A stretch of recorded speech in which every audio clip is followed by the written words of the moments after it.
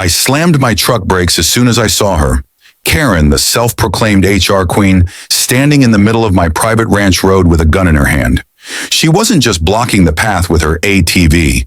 She was daring me to cross. I stared in disbelief. This woman had lost her mind.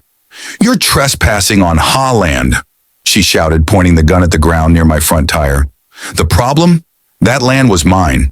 Legally registered, surveyed, and fenced. My heart pounded, but I kept calm. I rolled down the window and asked, "Are you serious right now?" She held up some wrinkled paper, probably another fake H of fine. I wanted to get out and reason with her, but something told me to wait. That's when I saw a bandit, my donkey, pacing near the gate. He looked at Karen, then at the ATV, and I swear he had a plan. Let me start from the beginning. I moved to this ranch to escape chaos, not to get dragged into a war with a wannabe HOA dictator. After retiring early, I bought a quiet patch of land on the edge of a forest, away from city noise, traffic, and people like Karen. But peace didn't last long.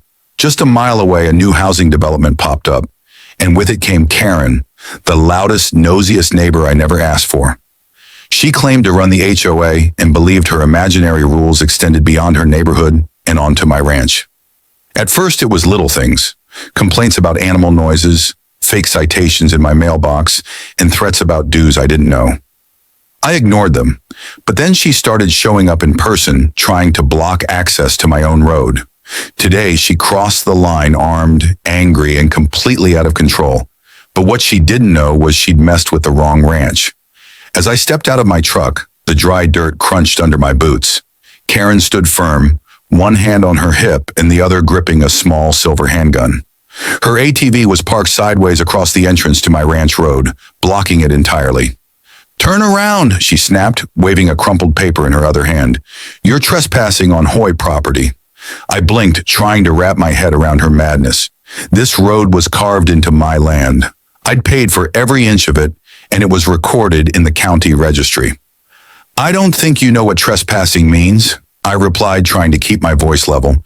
She marched up to my hood and slapped the paper down. "You owe $1,500 in access road dues. The HOA voted. This is private property now." I picked up the paper. It wasn't official. No letterhead, no signatures, just Karen's messy handwriting and made-up laws. I took a deep breath and looked her in the eye. "You know this isn't legal, right?" She scoffed and raised the gun slightly, not pointing it at me, but enough to make her threat clear. "You'll pay or you'll regret it." I had 1,000 things running through my mind. Anger, confusion, and honestly, amusement. Karen had crossed the line so hard there was no coming back. What she didn't know was I'd already made a call to the sheriff that morning. My gut told me she'd try something today, and I was right. As she paced around the ATV like some kind of wannabe military general, something behind her caught my eye. Bandit. My donkey stood inside the fence, ears perked, tail twitching. He was watching her like a predator watches prey. Bandit had always been curious, but lately he developed a habit of grabbing ropes, tarps, or anything he could bite. And right now, Karen's ATV had a thick orange tow rope hanging off the back, brushing the ground just outside the fence. I didn't say a word. I just stepped back, crossed my arms, and waited. Karen kept yelling nonsense about court dates and citations, but I barely heard her anymore. I was focused on Bandit, who slowly walked up to the fence, stretched his neck through the wooden slats, and gently grabbed the rope with his teeth. Karen finally noticed my smirk. "What's so funny?" she barked. I pointed past her. She turned around just in time to see the ATV lurch backward as Bandit gave a solid tug. "What the hi?" she screamed, running toward it. But Bandit had already started dragging the ATV sideways, step by step, pulling it along the road like it weighed nothing. Karen tried to grab the handlebars, but the ATV rolled over a patch of uneven ground and tipped slightly. She slipped, landing hard on her side in the dirt. I couldn't help it. I burst out laughing. "Looks like you've been towed," I said loud enough for her to hear. Bandit kept walking, slowly, dragging the ATV straight toward the pig pen on the other side of the hill. Karen scrambled up and gave chase, yelling threats and waving her useless paper in the air. I just leaned on my truck, enjoying the show. This was better than TV. Bandit didn't stop. He kept dragging the ATV like it was made of feathers. The thick orange rope was clenched between his teeth, and every few steps, he'd grunt like he was proud of himself. Karen ran after him, arms flailing, covered in dust. "Stop! That's private property," she yelled, completely forgetting that she had just tried to claim my land 5 minutes earlier. I followed behind at a calm pace, hands in my pockets, watching the madness unfold like it was some kind of comedy show. Bandit reached the edge of the pig pen, gave one final yank, and the ATV tipped sideways, landing half inside the pen. That's when the pigs noticed. They squealed and scattered, rushing toward the unfamiliar object. A few of them climbed halfway onto the vehicle, sniffing and snorting, rubbing their muddy noses against the plastic body. One pig started chewing the seat cushion. I nearly fell over laughing. Karen screamed again, this time in panic. "Get them away from it. They're destroying my property." I raised my eyebrows. "Your property? You said it was HOA property a minute ago." She didn't respond. She just tried to climb the pen gate, but slipped on the bottom rail and landed flat in a puddle of pig mud. She sat there for a moment, stunned, dripping from head to toe in slop. Her face was red, not from embarrassment, but rage. Bandit stood next to her now, looking down at her with wide eyes like he was wondering what she was doing in the pig pen. He gave a loud, satisfied bray that echoed through the trees. Karen scrambled to her feet, covered in filth, hair plastered to her face. "This is assault," she shouted at me. "Your animals attacked me." I just leaned on the fence and shook my head. "No one touched you." Bandit towed an illegally parked vehicle. The pigs just got curious. If you have a problem, take it up with them. Right then, the ATV horn suddenly blared. One of the pigs must have stepped on the button. The loud honking made all the pigs go wild.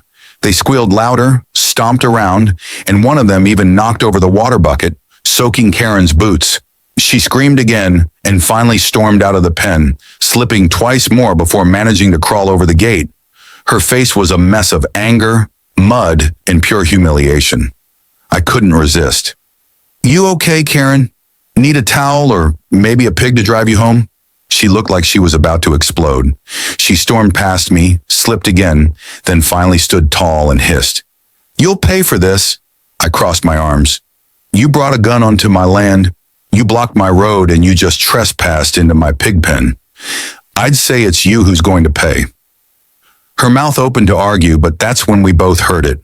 The distant rumble of tires on gravel. The sheriff had arrived. Karen turned pale. Her eyes widened. She tried to wipe the mud off her clothes, fixing her hair in a panic. "I can explain," she muttered to herself. I just grinned. "Good, because you've got a whole lot of explaining to do." The sheriff's car came into view, kicking up a trail of dust as it approached the gate. I watched as the officer, a calm and experienced guy named Deputy Harris, parked his vehicle just outside the fence. He looked at me first, then at Karen, who was standing a few feet away, still covered in mud and shaking with fury. "Everything okay here, Anthony?" Harris asked, already knowing the answer from my earlier call. I nodded. "Yeah, just a little misunderstanding." Karen's voice rang out before I could explain further. "This man's animals attacked me. They dragged my ATV into that pen and ruined it." Deputy Harris raised an eyebrow. "Did they?" he asked, his tone skeptical. "Seems like you parked it on private property." "I didn't park it there," Karen snapped. "He's lying." The deputy's gaze didn't shift from her. "Well, figure that out, Karen. I suggest you calm down." Karen stepped forward, her hands shaking as she held up the crumpled paper she'd been waving earlier. "This is a formal citation. I'm in charge of the HOA. He's violating rules and I've got proof." The deputy took the paper from her without saying a word, unfolded it, and read it silently. After a long pause, he looked up at her. "This is not a valid citation. It's not even signed by anyone other than you, Karen." Her eyes widened. "What do you mean?" He cut her off. "And you're trespassing on Anoni's property. He called me this morning. You had no right to block his road or bring a gun onto his land. This is a serious issue." Karen's face went white. She opened her mouth to protest, but nothing came out. Deputy Harris stepped forward and placed a hand on her shoulder. "You're going to have to come with me, Karen. We're going to have a chat about what's going on here." I stood back, watching as Harris took Karen's arm and started leading her to the patrol car. Her eyes shot daggers at me, but I just shrugged. "Good luck with that," I said, barely holding back a smile. As she was put into the car, I couldn't help but laugh. It wasn't because I was happy to see her go, but more because she thought she could bully me out of my own land and make up rules as she went. I watched her drive away, feeling a weird sense of satisfaction. Then I turned back to Bandit. He was standing by the pen, munching on some hay, completely oblivious to the chaos he'd caused. I walked up and patted him on the head. "Well done, partner. You've earned your carrots tonight." Deputy Harris came back over, wiping the sweat off his forehead. "You know, I've never seen anything quite like that before. A donkey pulling an ATV into a pig pen. That's a first for me," I chuckled. "It's not the first time Bandit's gotten me out of a sticky situation." He shook his head, smiling. "Well, I'm glad you're okay, but next time try to keep the gun-toting HOA president off your land."